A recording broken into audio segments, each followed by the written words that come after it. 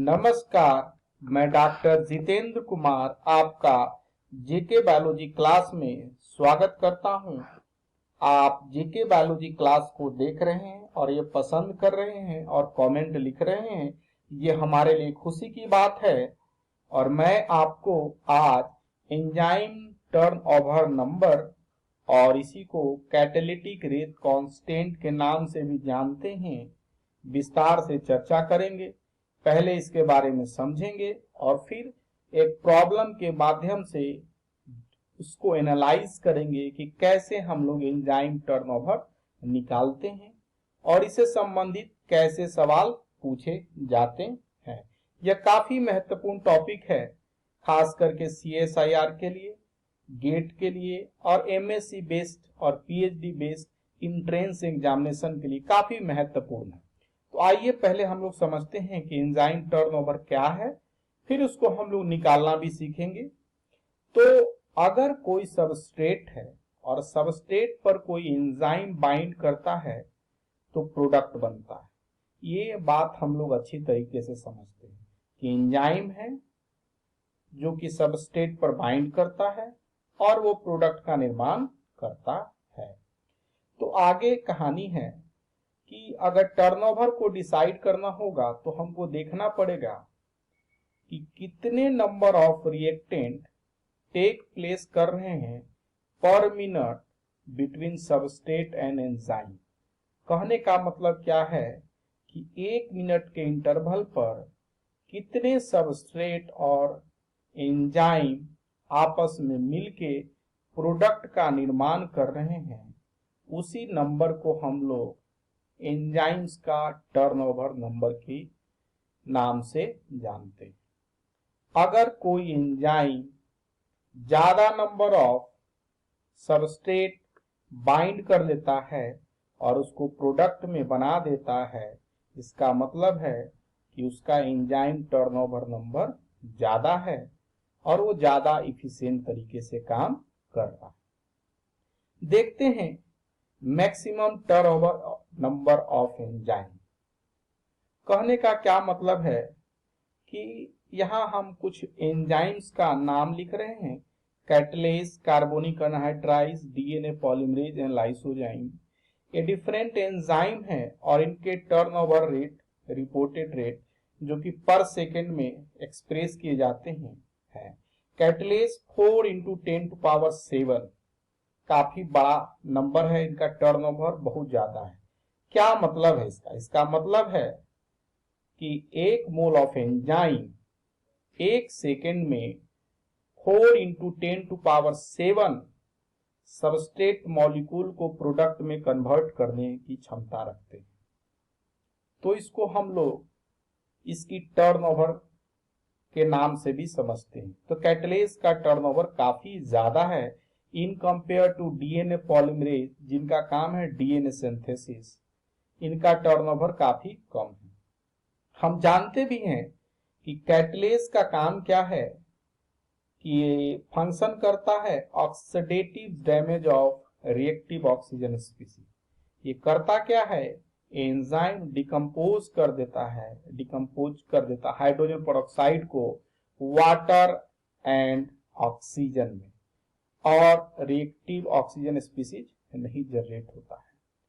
तो हमने यहां देखा जैसे कार्बोनिक अनहाइड्रेज काफी महत्वपूर्ण एंजाइम है जो RBC में पाया जाता है और वो कार्बन डाइऑक्साइड को बाइंड करता है।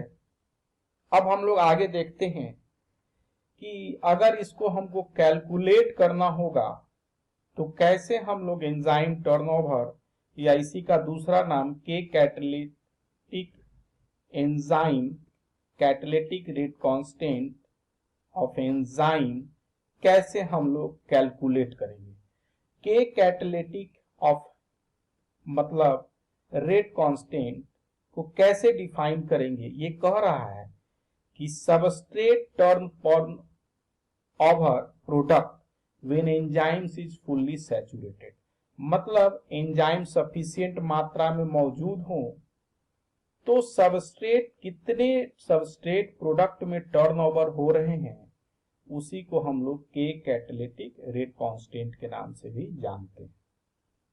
अब अगला चीज है कि इसको कैसे कैलकुलेट करते हैं।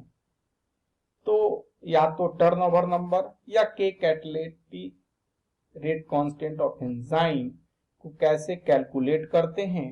अगर आपका मैक्सिमम रिएक्शन रेट Vmax और कैटालिटिक रेट कांस्टेंट दिया हुआ है तो आप कैसे निकालेंगे। तो यहां देखते हैं के कैटालिटिक रेट कांस्टेंट या एंजाइम टर्नओवर, इसी का दूसरा नाम, बराबर Vmax, और यहां क्या हुआ, एंजाइम के सबस्ट्रेट का, एंजाइम का कॉन्सेंट्रेशन। अब एक चीज और समझना, ये फॉर्मूला को ध्यान रख लेना है, Vmax बटे एंजाइम का कॉन्सेंट्रेशन, कैटालिटिक साइट पर एंजाइम का कॉन्सेंट्रेशन के मदद से हम लोग निकालते हैं। दूसरी चीज, अगर किसी की कैटालिटिक एफिशिएंसी ऑफ एंजाइम बराबर अक्सर पूछा जाता है तो उसके लिए क्या होना चाहिए, हाइयर के कैटालिटिक बटे के, ये वैल्यू होना चाहिए, हाई होना चाहिए। के मतलब मैक्यूलस मेंटन कांस्टेंट सबस्ट्रेट कॉन्सेंट्रेशन, जिस पर एंजाइम का रिएक्शन Vmax का हाफ होता है। और एक और चीज, अगर कोई रिएक्शन इस तरीके से दिया हुआ है, enzyme plus substrate rate constant K1 ES और K-1 दूसरा रेट कांस्टेंट इनवर्स का, और एंजाइम सबस्ट्रेट से एंजाइम प्रोडक्ट बनने का रेट कांस्टेंट K2, तो कोई कैटालिस्ट बराबर K2 भी नाम से जानते हैं। और ये दोनों का जो कॉन्सेंट्रेशन को निकालने के काम में आता है कि, और साथ साथ इनका जो यूनिट होता है प्रति सेकंड होता है।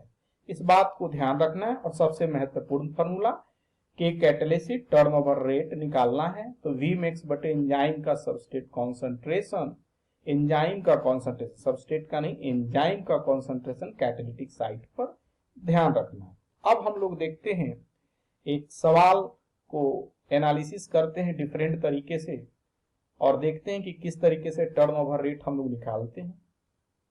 सवाल में दिया हुआ है 1.5 माइक्रोग्राम ऑफ एंजाइम जिसका मॉलिक्यूलर वेट है 30,000 और Vmax क्या, 3 माइक्रोमोल प्रोडक्ट पर मिनट।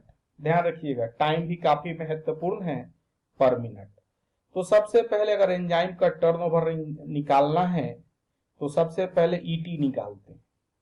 ET निकालने के लिए आपको सबसे पहले निकालना पड़ेगा, मतलब एंजाइम का क्या कॉन्सेंट्रेशन है वो निकालना पड़ेगा। यहाँ माइक्रोग्राम में दिया हुआ है, जबकि टर्नओवर निकालने के लिए आपको मोल के टर्म में निकालना पड़ेगा।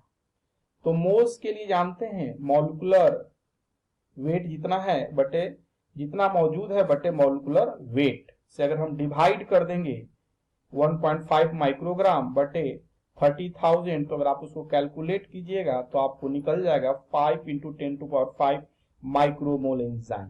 तो सबसे पहले इस एंजाइम के अमाउंट को हमने मोल में कन्वर्ट कर लिया। उसके बाद आपका Vmax ऑलरेडी है 3 माइक्रोमोल पर मिनट। अब इसको हम लोग क्या करेंगे, जैसा हमने देखा है कि टर्नओवर रेट या के कैटालिटिक रेट कांस्टेंट बराबर Vmax बटे ET, एंजाइम का कॉन्सेंट्रेशन, तो यहाँ पर 3 हो गया बटे 5 × 10⁵। अगर आप इसको कैलकुलेट कीजिएगा तो आपका आएगा 0.6 × 10⁵ माइक्रोमोल पर मिनट पर माइक्रोमोल। अब आगे की कहानी है, अगर इसको आप थोड़ा सा रीअरेंज कर दें तो आप लिख सकते हैं 60 × 10⁵ माइक्रोमोल पर मिनट पर माइक्रोमोल। अब इसको मिनट को अगर सेकेंड में बदलना चाहते हैं तो 1/60 होगा और 60 कट जाएगा तो आपको मिलेगा 1000 माइक्रोमोल पर सेकेंड पर माइक्रोमोल। जो आपका आया, जो भी आया ये आपका क्या है, अगर इसको भी काट देंगे माइक्रोमोल को तो आपका टर्नओवर रेट आया सेकेंड के टर्म में 1000 प्रति सेकेंड। क्या मतलब है इसका, इसका मतलब है कि ये जो भी एंजाइम का कॉन्सेंट्रेशन है पर सेकेंड में, है ना, 1000 सबस्ट्रेट मॉलिक्यूल कन्वर्ट हो जाएंगे प्रोडक्ट में। अब आगे की कहानी है कि ये टर्नओवर रेट कब है? जब एंजाइम के लिए एक कैटालिटिक यूनिट है। मान लीजिए क्या होगा टर्नओवर रेट अगर एंजाइम में टाइमरिक मतलब 3 सब यूनिट आइडेंटिकल सब यूनिट है, मतलब कैटालिटिक सब यूनिट है, 3 कैटालिटिक सब यूनिट है, तो इसका मतलब है कि 1 मोल एंजाइम में 3 मोल ऑफ कैटालिटिक साइट हो गया। तो यहां तो हमने एक कैटालिटिक साइट करके गणना किया था, तो 3 है तो हमको 3 से डिवाइड कर देना पड़ेगा। तो 3 से डिवाइड कर देने के बाद आपका जो रेट है घट जाएगा, क्योंकि कैटालिटिक साइट 3 गुना बढ़ गया है। तो रेट क्या है? टर्नओवर नंबर है, 3 टाइम्स से डिवाइड करने के बाद उतना ही घट जाएगा।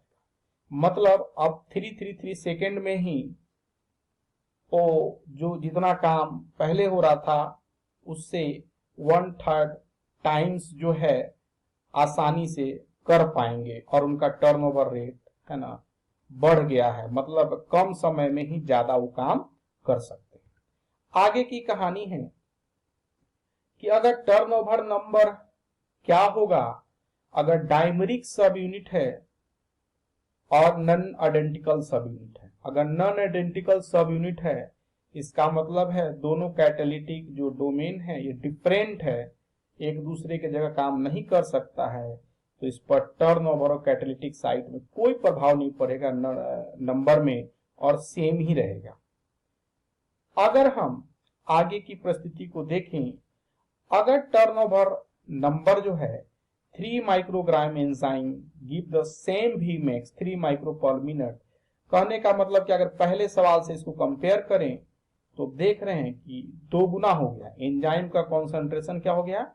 2 गुना हो गया। तो उस परिस्थिति में भी अगर एंजाइम का कॉन्सेंट्रेशन 2 गुना हो गया है तो आपका जो टर्नओवर रेट भी क्या हो जाएगा? हाफ हो जाएगा। क्यों? क्योंकि 2 गुना हो गया है, तो 1000/2 कर देंगे तो आपका क्या हो जाएगा? 500 पर सेकेंड आ जाएगा।